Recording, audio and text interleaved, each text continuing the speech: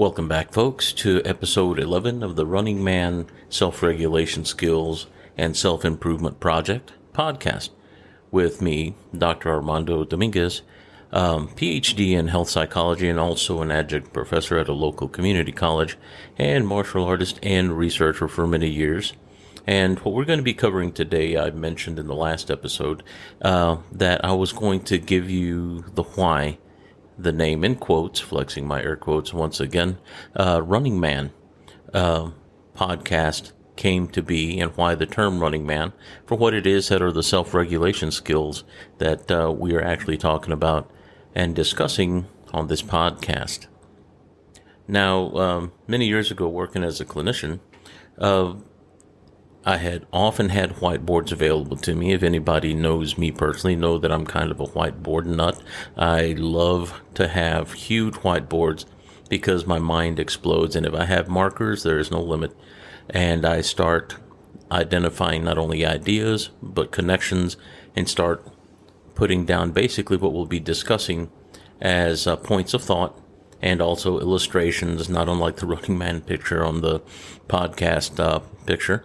And that is exactly what I use as a diagram with words that describes the symptomology of stress as it happens, when it happens, and that's where the discussion springs from. Now, why is this so important to the Running Man podcast and to you as my listeners? Well, one is, I want to give you a little history and background as to why. Now, Running Man is not a gender specific, but rather is kind of an androgen of sorts. GYN, not androgen. And this is a term I picked up from a good friend out of Eastern Europe. But an androgen being something that stemmed from Eastern European mythos and legend that was neither male nor female, but both. So I think it's a perfect amalgam of human. So it represents human being, anybody, human, male, female, either biological sex and whatever gender one aspires to be or attributes to themselves, and no offense made. But this is just the identifier that we all, male or female, a biological sex, or regardless of gender or identity or lack thereof, we all respond this way. So this is a very general, applicable tool, generally applicable, in the sense that it applies to all of us. How we interpret it when it goes through the filter of our higher mind, that's pretty unique. But as far as the Running Man model, it's the human stress model that I've added the term Running Man to, because in principle, whenever we're dealing with things that are environmentally stressful, it can be stress of, I can't pay my bills today. Or maybe I dropped a rock on my foot. Oh, God, the dog's going to bite me. Or things along those lines that are actually arousing and awakening of our self-protective mechanisms in our body and in our mind, our neurological wiring that says, run, because it's going to eat me and I feel like the bologna sandwich and I don't want to be his meal, or her meal for that matter. So the Running Man picture has to do with how we, as an archetype, respond to things that are painful or scary or things that are not good for us. So it's right in line with the hedonic response, meaning we move towards pleasure. We could be running towards something that's good for us, but we could also be running away from something that maybe isn't. So that is why the picture is what it is. But there is a little more story behind it as well. Whenever we think about the stresses that we have as a human being, and the symptoms and signs that we've been talking about, the signs being the things that someone else can see outside of us and say, you're experiencing stress, it looks like, is a sign. Whereas a symptom is something that we will report because we're experiencing it within ourselves, and we can report it to somebody. But these are all indicators of something that's pre-existent, and often that is a stress response on the inside or a stressing event or environment that is causing us to have that stress response on the inside. So these are two things that we have to keep in mind whenever we're thinking about symptom stress and stress signs rather. So here we go. Running Man. Why is this so important to me, and why do I need to know that? in essence, whenever we move away from things, once again, we may not be running, but the idea, the picture of it is as if we're moving away from, could be running. And knowing that helps us understand how it is that we respond to stresses generally, things that are uncomfortable, even things that are spoken to us that are uncomfortable.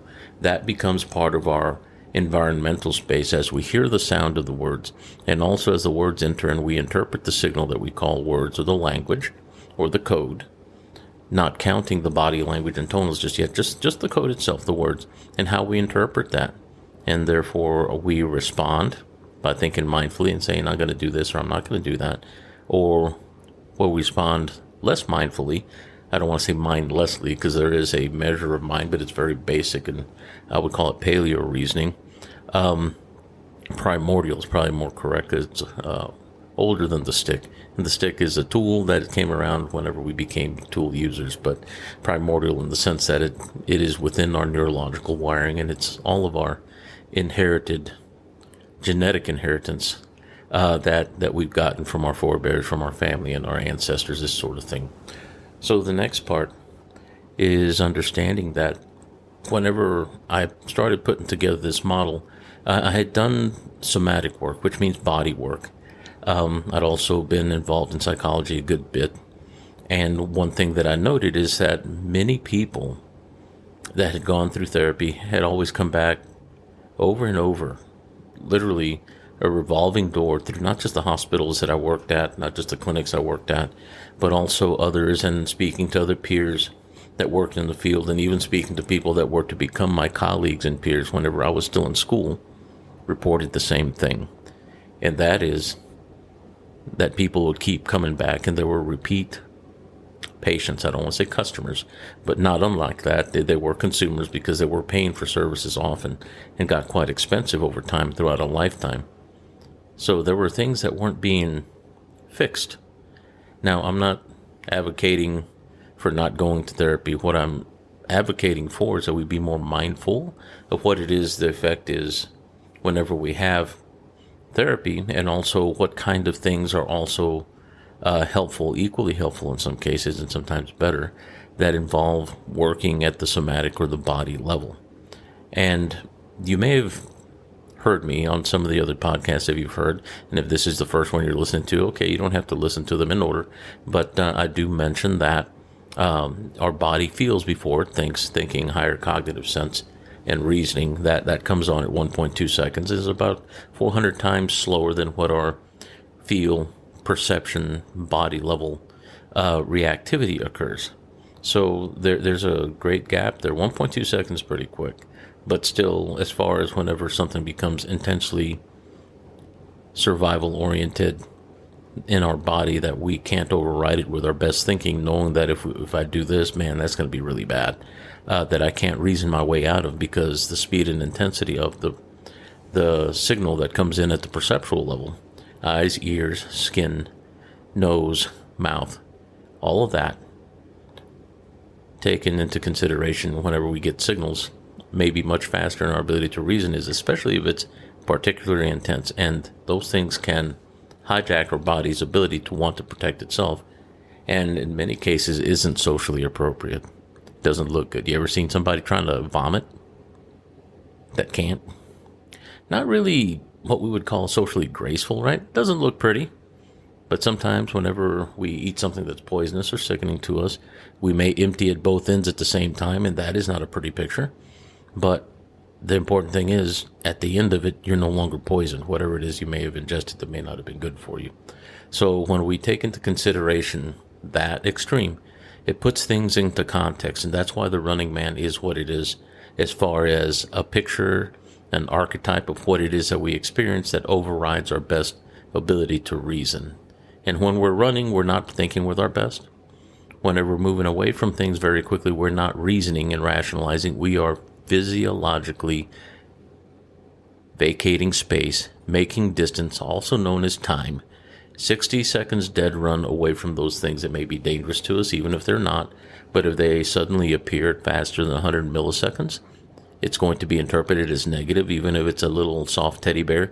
But it's a fast teddy bear, and it's faster than 100 milliseconds. You will jump away from it assuming it's dangerous until it's otherwise known as safe. And you're going to do that from a distance because more likely you're running and getting out of there. Okay, so in context, once again, the running man indicates that most things, no matter how domestic and how safe they may be, like paying bills or going to work, losing a job, or losing a loved one for that matter, these are circumstances that can vary in intensity, sometimes dropping my ice cream whenever I was really needing to cool off and I don't have any more money to get another one. And that can be not only disappointing, but can make you feel bad very quickly. And then we turn it into a value judgment and we call ourselves things bad, self-talk, oh, you dummy, or you're so clumsy, this sort of thing that we add to the event that wasn't particularly good. And we don't always have somebody to sweep in and buy us another. So things along these lines can cause us to have negative effects that often ride very quickly, that put us into the fight flight. Once again, referral to the picture of the running man. And that's what really it represents, is that often we are moving away from or moving towards things very quickly. And those programs precede our ability to rationalize a reason because it's so quick. Now we're going to pivot a little bit. So why the running man? Whenever we have a body running, we understand that that's happening at the physiological, physical, musculoskeletal, and cardiovascular and pulmonary level. We have blood flow going hemodynamically. It is moving to the muscles, moving away from our brain. We're not thinking as well, but we're able to think enough to be able to see, I have to be way over there. I don't need to be here. Simplified reasoning. And if we understand that our body is where the activity is, we also have to understand that whenever we get hurt, it's usually our body that's hurt. There may be things and instances where people say that they've hurt my feelings. And I will call BS once again on this whenever people say, because they very conveniently forget that we can't re-experience physical pain, that I would much rather have somebody break my arm or break a bone or hurt me physically than hurt me with their words because that lasts so much longer. Well, that is a nice, convenient idea. That's a very white tower idea that says that I'm up here safe and I can think with the best of my reasoning. Well, apparently the best of your reasoning is kind of short of memory. And thank God for that. Because if we could have pain again, you would probably say, no, you can talk to me. Tell me the bad things that you need to. I can go to a therapist. I don't have to experience that broken bone again or that physical injury. When we have PTSD, there's a belief quality there that doesn't allow us to go there. If you do not have post-traumatic stress disorder or have a post-traumatic stress reactivity, and we have the luxury of distance from those things that may have been abusive, and sometimes that distance is time, and sometimes hearing somebody with authority speaking from their platform saying that it's like this moral, ethical elevation to be able to say that I could endure the physical more easily than I can the psychological. Those are misnomers. Those are misdirections. They're also dangerous ideas to be proliferating because our body says otherwise. And this is not to make an ugly comparison, but if you were to be given the option here, break my arm versus me telling you I'm going to break your arm, yeah, I don't think you'd go for it. And we need to drop that type of reasoning, and let me tell you why. Because if you're speaking that to other people that have no better sense, in the sense that they're young or inexperienced or haven't had that, they will be very quickly betrayed by the reality. So it's best to be factual. Pain hurts. Memory doesn't serve us well, and our memories are adjustable. Whenever we remember a memory of sort, it's never remembered perfectly with the highest fidelity, perfectly the way I experienced it rather when it happened. Our mind remembers aspects and over-focuses on pieces of it, and therefore when we're calling it up, we're calling up the part that we saw, the way we experienced it, or how we interpreted and had bad feelings about it after the fact. So keeping things in context once again, the running man teaches us to be more factual and to pay attention to what the body is doing, and understanding that much of our trauma is experienced at the physical level and it's housed there. Not in the sense that the trauma stays there, but rather our reactivity, physical reactivity, often is triggered by what has happened to our body at a level that's not spoken. It's at the wordless level of mind. It's at the lower brain level that is perceptual primary, which is feeling. The feelings that you get, like when somebody soothes a cat and runs its hand down its back in the direction that the hair's supposed to go, they tend to get all cool and arch their back and get all warm with you. You do it the other way, and they don't like it so much. And we're not so different. So keeping things in the practical sense, focused on what the body does and how it reacts, is a very wise thing. We largely interpret things through our body. We remember things that happen to our body by the tension and the anxiety and panic that we experience. That may stem from something in an environment that has nothing to do with what's going on now, but just may be similar in color, could be tone, could be an object, exact object, could be a person that may have been there, could be the sound of it, could even be the very clothes that I was wearing whenever that happened to me, or a smell. All of these are potential triggers, and if we remember that, we understand that it's the body that indicates to us where our stress is occurring as a result of whatever memory or recall we're having.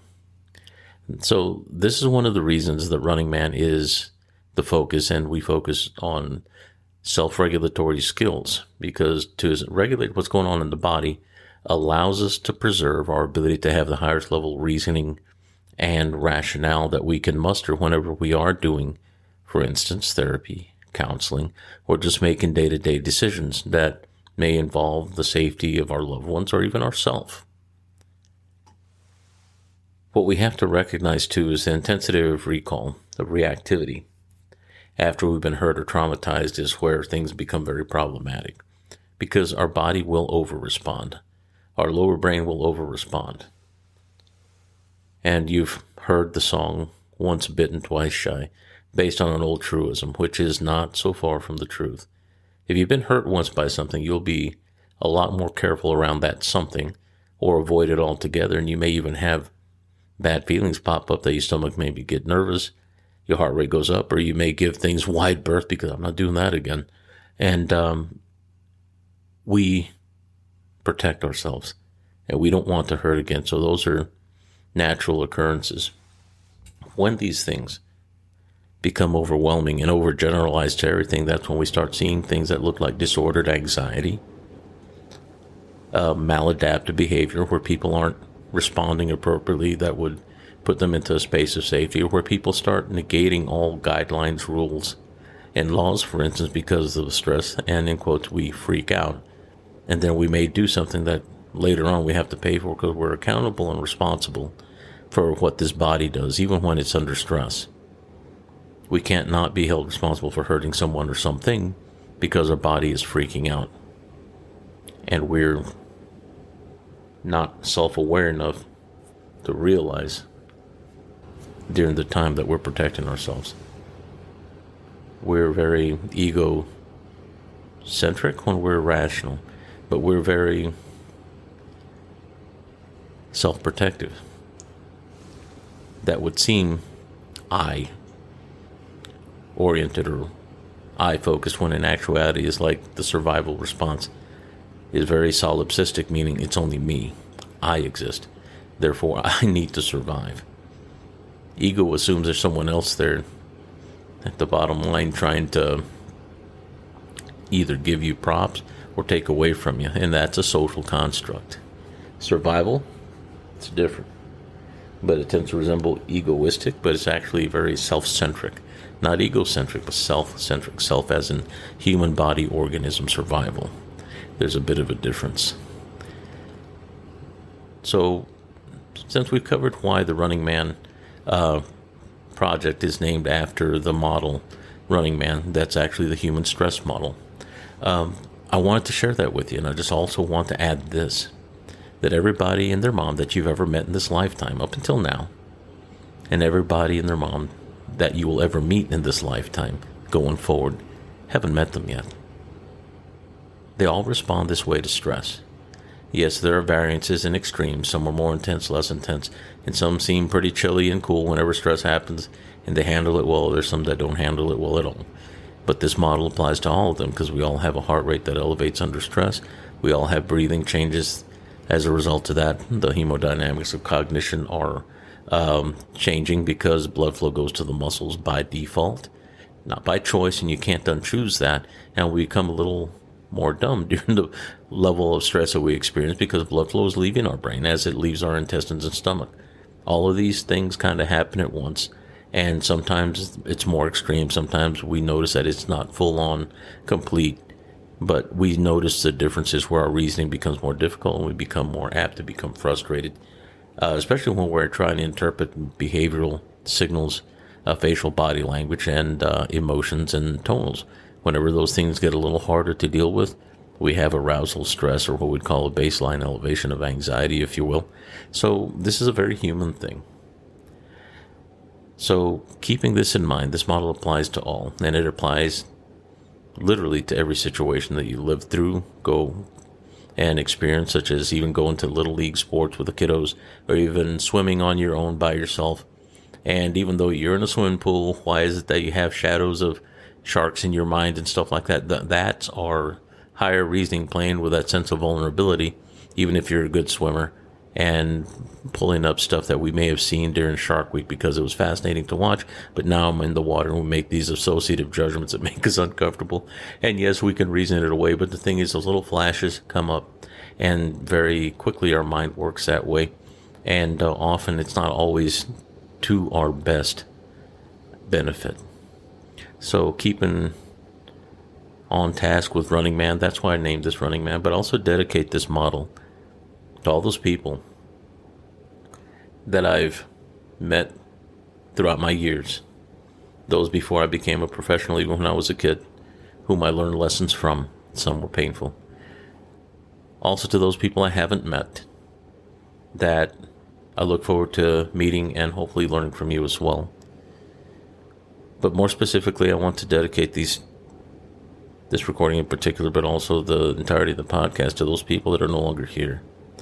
Those people, not only the ones that I lost, but the ones that we lose as human beings, as human family.